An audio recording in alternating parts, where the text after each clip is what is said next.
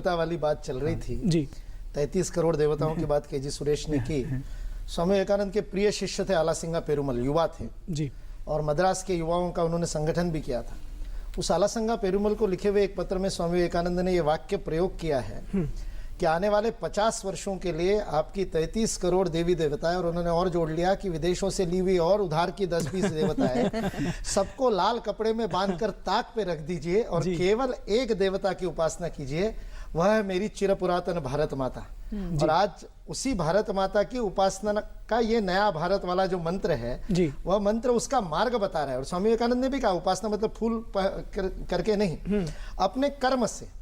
और इसलिए वो आज का वो जो रिलेवेंस है, नया भारत वाला रिलेवेंस, वह प्रासंगिकता यह है कि स्वामी विवेकानंद का वह वाक्य कि भारत की उपासना, उसका मार्ग प्रधानमंत्री हमको दिखाना चाह रहे युवाओं को कि वह भारत माता की उपासना का यह मार्ग है कि आप रोजगार का निर्माण कीजिए, आप हुनर का निर्माण कीजिए, आप सच्ची शिक्षा व्यवस्था को लागू कीजिए जिसमें केवल जानकारी की शिक्षा नहीं होगी, अनुभूति की शिक्षा होगी।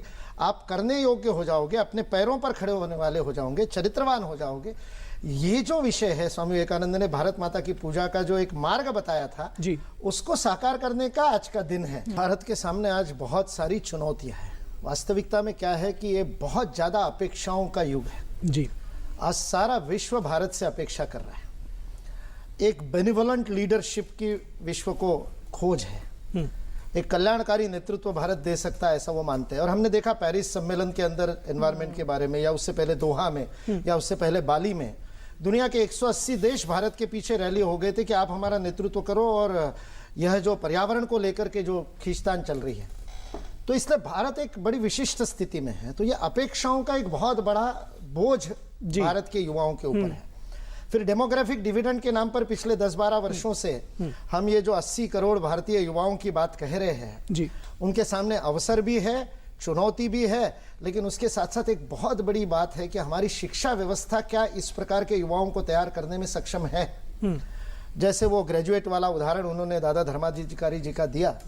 हम हमारे चारों तरफ देखते, कई रिपोर्ट्स है, 3 रिपोर्ट्स गत वर्ष आई थी जो हमारे इंजीनियरिंग के युवाओं के बारे में बताती है। और उसमें जो सबसे उदार थी, सबसे लीनियंट थी, वो कहती थी कि 20% of only 20% of the engineering graduates in this country are employable.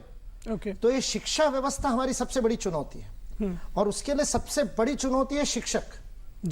हमारे यहाँ का शिक्षक कितना मोटिवेटेड है, शिक्षक कितना इंस्पायर है, शिक्षक कितना अपने आप पर गर्व करने वाला है, कितना आत्मगौरव वाला है, खुद के शिक्षक होने पर गर्व करता है। ये एक बहुत बड़ी इस देश के सामने चुनौती है। फिर बहुत सारी ऐसी बातें जो हमारे संघर्ष के काल की आज बची हुई है। अनेक कुरीतियां हमारे बीच में आज भी है, जैसे अस्पृश्यता की बात की, सामाजिक समरसता एक बहुत बड़ी चुनौती है।